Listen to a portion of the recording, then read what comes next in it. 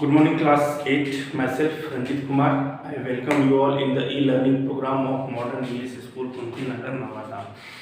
This is the third video lecture of the chapter Friction. So, in last video, we have seen about the friction, and I have also explained you what is fluid friction, type of friction, static friction, sliding friction, rolling friction. What is fluid friction? I have also explained you what is streamlined body.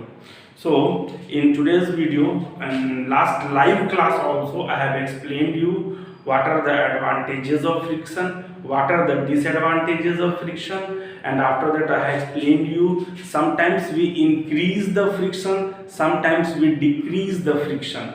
So these topics I have already explained you during live class. In this today's video I will just say it once again. I won't write it. I will attach the PDF in the video and you will see from there. So first is increasing means what are the advantages of friction. Advantages of friction क्या है? Friction का क्या फायदा है? Friction between your foot and the road. Your foot and the road enables us to walk. हमको चलने में मदद करता है. Friction between the tyres means grooves of the tyre of the vehicle and the road enables the vehicle to move on the road without skidding, बिना फिसले हुए. Friction help us to right, हमको किसी चीज को लिखने में फ्रिक्शन मदद करता है.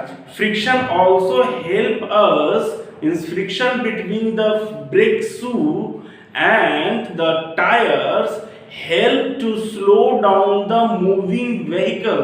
चलते हुए व्हीकल को रोकना और रोकने के लिए हमको फ्रिक्शन का जरूरत पड़ता है. So we are able to light matchbox, माचिस जला पाते हैं due to friction. So these are the advantages of friction. Next is disadvantages of friction. What is the disadvantages of friction? So friction cause wear and tear. Wear and tear मतलब damage होना. किसी भी object को अगर दो object में friction होगा it will cause damage to the part. First. Second, friction produces heat. As we know, friction produces heat, and due to heat, many machine parts get damaged. To overcome or to solve this heating problem, we have to provide a special arrangement so that we will keep the machine cool. अगर machine लगातार चल रहा है, जैसे generator लगातार चलेगा तो उसमें फ्रिक्शन होने के कारण मशीन गर्म हो जाता है. इसलिए हम लोग रेडी वाटर की मदद से उसमें पानी डालते हैं ताकि वो ठंडा रह सके, क्योंकि ज्यादा गर्मी के कारण मशीन खराब हो जाता है.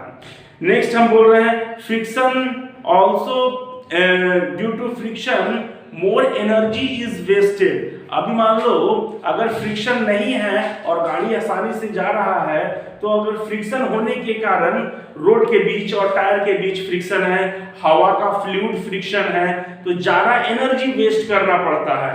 तो एनर्जी वेस्ट नहीं होगा अगर फ्रिक्शन नहीं है. So friction cause wastage of energy. Due to friction noise pollution is produce means noise pollution होता है ड्यू टू फ्रिक्शन. चलिए नेक्स्ट टॉपिक है इंक्रीजिंग फ्रिक्शन. कभी कभी हम लोग फ्रिक्शन को बढ़ाते हैं. हमको कभी कभी फ्रिक्शन बढ़ाने की जरूरत है, कभी कभी फ्रिक्शन को हम लोग को घटाने की जरूरत है. जैसे मान लीजिए रफनिंग द सरफेस को अगर हम रफ करेंगे तो फ्रिक्शन बढ़ाएंगे. So tyres of the vehicles have grooves, गड्ढा होता है, एंड द स्लीपर चप्पल के नीचे देखे होंगे ग्रूव्स होता है. ये किस लिए? टू इंक्रीज द फ्रिक्शन, ताकि गाड़ी रोड पे ना फिसल जाए और हम बाथरूम में ना फिसल जाए. इसलिए हमारे चप्पल में नीचे ग्रूव होता है और टायर का जो व्हील्स मींस व्हीकल का जो टायर होता है, व्हील होता है, उसमें ग्रूव्स होते हैं ताकि फ्रिक्शन को बढ़ाया जा सके.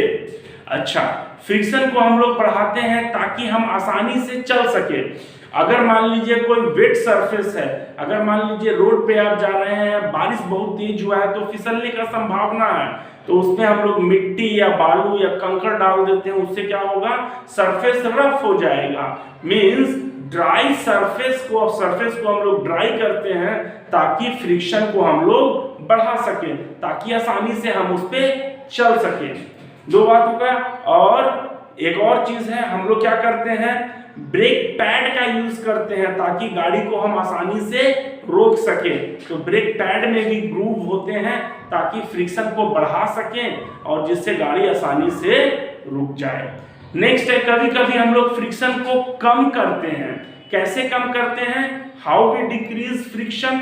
जैसे देखिए, पॉलिशिंग दी सरफेस, अगर हम किसी सरफेस को पॉलिश कर देंगे तो जैसा आप जानते हैं रफ सरफेस जो होगा उसमें फ्रिक्शन ज्यादा होगा, स्मूथ सरफेस में फ्रिक्शन कम होता है। तो अगर किसी चीज में आप फ्रिक्शन कम करना चाहते हैं तो उसको अच्छा से पॉलिश कर दीजिए तो फ्रिक्शन कम हो जाएगा। तो इस प्रकार से हम लोग फ्रिक्शन को कम कर सकते हैं। ल्यूब्रिकेटिंग द सरफेस, हम सरफेस पे ल्यूब्रिकेट, जैसे ग्रीस हो गया, ऑयल हो गया, ये अगर ग्रीस और ऑयल का यूज करेंगे हम तो क्या होगा, जो हिल्स और ग्रूव्स होते हैं उसमें ग्रीस और ऑयल जमा हो जाएगा and it will decrease the friction. ठीक है। एक और चीज है, use of ball bearing. Ball bearing use करते हैं तो क्या होगा, हम लोग स्लाइडिंग फ्रिक्शन को रोलिंग फ्रिक्शन में कन्वर्ट कर देंगे। और जैसा कि हम लोग जानते हैं rolling friction is lesser than the sliding friction. इसके पहले के वीडियो में भी हम ये बता चुके हैं। और एक और लास्ट पॉइंट है, जैसे शिप हो गया, बोट हो गया, इसको हमको जब पानी में चलाना होता है तो उसका शेप जो है हम स्ट्रीम लाइन रखते हैं। स्ट्रीम लाइन रखने से क्या होगा, उसमें फ्रिक्शन को हम लोग मिनिमाइज कर सकते हैं। क्या बताया आपको, एडवांटेज ऑफ फ्रिक्शन, फिर डिसएडवांटेजेस ऑफ फ्रिक्शन, फिर किस प्रकार से हम फ्रिक्शन को बढ़ा सकते हैं, फिर किस प्रकार से फ्रिक्शन को हम घटा सकते हैं। So these are some points that you have to keep in your mind. You will note it down. I will attach the document in the video. Okay. Now we will discuss the exercise. Exercise को discuss कर लेते हैं. Friction opposes the dash between the surface in contact with each other. क्या कह रहा है? Friction क्या oppose करता है? Relative motion. दूसरा है, friction depends upon the nature of the surfaces. तीसरा, सी बोल रहा है फ्रिक्शन प्रोड्यूसेस हीट। फिर कह रहा है sprinkling of powder on carrom board dash friction. Friction को बढ़ाएगा कि घटाएगा? घटाएगा। So reduces friction. Next question कहता है sliding friction is dash than static friction less, so LESS, less than the sliding friction. 4 children were asked to the forces due to rolling, static and sliding friction in decreasing order. मतलब सबसे ज्यादा friction किस में होगा? तो कौन कौन सा है? स्लाइडिंग फ्रिक्शन, रोलिंग फ्रिक्शन और स्टैटिक फ्रिक्शन। तो आप जानते हैं सबसे ज्यादा स्ट्रेंथ स्टैटिक फ्रिक्शन, फिर स्लाइडिंग, फिर रोलिंग। तो answer will be C, static, sliding and rolling.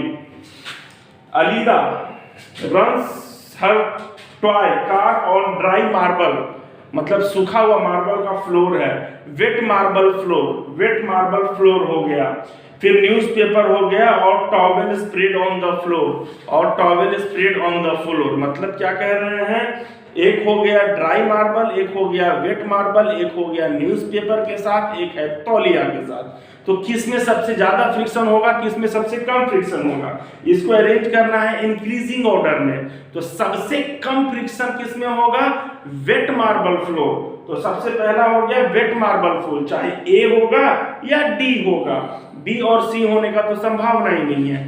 अच्छा, सबसे ज्यादा फ्रिक्शन किस में होगा? टॉवेल में होगा या न्यूज़पेपर में होगा? कॉमन सेंस की बात है, टॉवेल ज्यादा रफ है न्यूज़पेपर के कंपैरिजन में, तो सबसे ज्यादा फ्रिक्शन टॉवेल में होगा। तो लास्ट टॉवेल किसका है? ए का। तो आंसर विल बी ए। तो इसका आंसर होगा A, wet marble floor, dry marble floor, newspaper and towel. ठीक है। नेक्स्ट है, suppose you are writing writing desk is slightly tilted, मतलब जैसे पोडियम होता है ना हम लोग का जहाँ खड़ा रहते हैं वो कैसे तिरछा रहता है वैसा ही। A book kept on it starts sliding down, show the direction of frictional force acting on it. अगर कोई बुक इस प्रकार है और इस प्रकार से वो स्लाइड कर रहा है तो फ्रिक्शनल फोर्स किस डायरेक्शन में होगा? अपोजिट डायरेक्शन में। तो वही चीज लिखा हुआ, frictional force will act in direction opposite to that of direction of sliding book. Book जिस डायरेक्शन में स्लाइड कर रहा है उसके अपोजिट डायरेक्शन में क्या होगा? Frictional force. ठीक है, चलिए question number 5, you spill a bucket of soapy water, मतलब बकेट ऑफ सोपी वाटर, पानी और वो भी साबुन घुला हुआ, on a marble floor, marble floor खुद चिकना होता है, उसके ऊपर आप सोपी वाटर गिरा दिए हैं एक्सीडेंटली, जानबूझकर नहीं। Would it make it easier और more difficult for you to walk on the floor, क्या इससे आपको ज्यादा आसानी होगा या मुश्किल होगा चलने में? मुश्किल होगा। क्यों? क्योंकि द सोपी water will decrease the friction between your foot and the ground and that will make you slip and you may fall down. So क्या कर रहा है? It will make difficult to walk on floor because soap solution will make the floor smooth which reduces the friction. We may slip on the floor. तो क्या होगा? Friction को हटा देगा और हटा देने से हम लोग गिर सकते हैं, फिसलकर। Explain why sportsmen use shoes with spikes. Sportsmen shoes with spikes क्यों यूज करते हैं? Sportsmen use shoes with spikes to increase the friction between the shoes and the ground, so that sportsmen do not slip while running or playing. वो क्यों करते हैं spikes वाला use? ताकि friction बढ़ जाए किसके बीच में? उनके जूता और जमीन के बीच में, ताकि वो खेलते समय या दौड़ते समय गिर न जाए। ठीक है, चलिए question number 7, Iqbal has to push a lighter box, मतलब इकबाल को हल्का बॉक्स ढकेलना है। Seema has to push a similar heavier box on the floor, Seema के पास भी वैसा ही बॉक्स है मगर वो भारी है। तो याद होगा हम आपको बोले थे फैक्टर्स अफेक्टिंग फ्रिक्शन में कि ज्यादा weight more friction, less weight less friction. तो दोनों का बॉक्स तो सेम है, मतलब शेप साइज में सेम है, मगर सीमा का बॉक्स हेवी है और इकबाल का बॉक्स लाइट है, हल्का है। तो इसलिए ज्यादा ताकत किसको लगाना पड़ेगा? ऑब्वियसली जो हेवी बॉक्स है उसमें ज्यादा फ्रिक्शन होगा, और ज्यादा फ्रिक्शन होगा इसका मतलब सीमा को ज्यादा ताकत से फोर्स लगाना पड़ेगा। तो क्वेश्चन कहता है who will have to apply a larger force and why? Question. So a heavy object produces more friction, so Seema will have to apply a large force. क्यों? क्योंकि आप जानते हैं, आंसर पहले ही लिख दिए हैं, अब इसको ऐसे लिख सकते हैं, Seema will have to apply larger force because a heavy object produces more friction. आप ऐसे लिखिए, यहां से शुरू कीजिए answer, Seema will have to apply a larger force because a heavy object produces more friction. आप ऐसे लिखिए, हमने उल्टा करके लिख दिया है, a heavy object produces more friction, so Seema will have to apply larger force. आपकी मर्जी, आप जैसे लिखिएगा। ठीक है, question number 8, why the sliding friction is less than the static friction? Sliding friction static friction से कम क्यों होता है? इसलिए क्योंकि आप जानते हैं फ्रिक्शन होता क्यों है? Interlocking of irregularities. अगर एक ऑब्जेक्ट दूसरे ऑब्जेक्ट पे स्लाइड कर रहा है, इसका मतलब इरेगुलरिटीज को इंटरलॉक होने का समय नहीं मिलेगा। अगर समय नहीं मिलेगा तो उन दोनों के बीच का फ्रिक्शन जो होगा वो कम होगा। तो क्या कह रहे हैं? Sliding friction is less than the static friction because sliding और objects get less time. Sliding friction get less time to interlock the irregularities. ठीक है, अगर समय नहीं मिलेगा इंटरलॉक होने के लिए तो ऑब्वियसली वो फ्रिक्शन जो होगा वो कम होगा। Give examples to show that friction is both a friend and foe. Friend मतलब दोस्त होता है, फिर foe means दुश्मन होता है। जैसा microorganism of friend and foe पढ़े थे, फ्रेंड के रूप में हम कह सकते हैं कि हमको कर्ड बनाने में मदद करता है, बियर बनाने में मदद करता है, एंटीबायोटिक बनाने में मदद करता है, वैक्सीन बनाने में मदद करता है, सॉइल की फर्टिलिटी बढ़ाता है, क्लीनिंग ऑफ द एनवायरनमेंट करता है। और फो के रूप में हम कह सकते हैं ये खाना को खराब कर देता है, स्पॉइल कर देता है, हमको डिजीज काउज करता है, एनिमल्स में डिजीज काउज करता है, प्लांट में डिजीज काउज करता है। So these are the character of foe. चलिए, so friction as friend, it help us to walk comfortably on the road. Friction नहीं रहेगा तो हम चल नहीं सकते हैं। It help us to write, friction नहीं रहेगा तो हम लिख नहीं सकते हैं। It help us to stop a moving vehicle, चलता हुआ व्हीकल को रोकने में भी फ्रिक्शन ही मदद करता है। It help us to catch and hold object, अगर किसी चीज को हम पकड़े हुए हैं, अगर ये पकड़े हुए हैं, ये गिर नहीं रहा है, इसका मतलब मेरे फिंगर और इसके बीच में फ्रिक्शन है। अगर फ्रिक्शन नहीं रहता तो ये गिर जाता। बात समझ में आई? चलिए, फ्रिक्शन एज फो मतलब दुश्मन के रूप में। It cause wear and tear to the object, friction के कारण क्या होगा, चीजें खराब होगी, डैमेज होगी। It reduces the speed of moving object, so more force is required. अगर मान लीजिए कोई आप किसी चीज को आप मार दिए, मतलब फुटबॉल को धक्का मार दिए, फुटबॉल को किक कर दिए, तो वो बॉल थोड़ा दूर जाके रुक जाएगा। अगर हवा का फ्रिक्शन नहीं होता तो ये लगातार ज्यादा दूर तक जाता था। आप छोटा सा किक मारते हैं, इस गोल पोस्ट से उस गोल पोस्ट में जाके गोल हो जाता। अब आपको उस गोल पोस्ट में पहुंचाने के लिए 5 बार किक मारना पड़ेगा। अगर फ्रिक्शन नहीं होता तो एक ही किक में आप गोल पोस्ट में पहुंच जाते। ठीक है, तो इट प्रोड्यूसेस हीट, ये हीट प्रोड्यूस करता है, जैसा बता चुके हैं आप। So special arrangement is done to keep the machine cool, machine को ठंडा रखना पड़ेगा ना, काहे कि अगर हीट प्रोड्यूस होगा, ज्यादा गर्म होगा तो मशीन का जो पार्ट है वो खराब हो जाएगा। सो स्पेशल अरेंजमेंट करना तो खर्चा बढ़ गया ना, तो ऑब्वियसली दुश्मनी निकाल रहा है मेरे साथ, मेरा खर्चा बढ़ा रहा है। इट काउज नॉइज पोल्यूशन, ये नॉइज पोल्यूशन काउज करता है। एक क्वेश्चन, लास्ट क्वेश्चन है, आप अपने से लिखिएगा, हम बोल देते हैं। Explain why object moving in fluid must have special shape. The object moving in fluids, चाहे वो एयर हो चाहे वो वाटर हो, should have special shape to reduce the fluid friction. इतना ही तो लिखना है। So objects moving through the fluid must have a special shape to reduce the fluid friction. This special shape is called streamlined body. उसके बाद लिखिएगा what is streamlined body? A body which is narrow from the front and the back and broad from the center is called streamlined body. Example, shape of a boat, shape of a aeroplane, shape of bird, these all are the example of streamlined body. Shape of fish, these are the example of streamlined body. एक question अपने से कर ही सकते हैं आप, नहीं तो फिर पूछिएगा, बताएंगे। ठीक है, ओके, थैंक यू।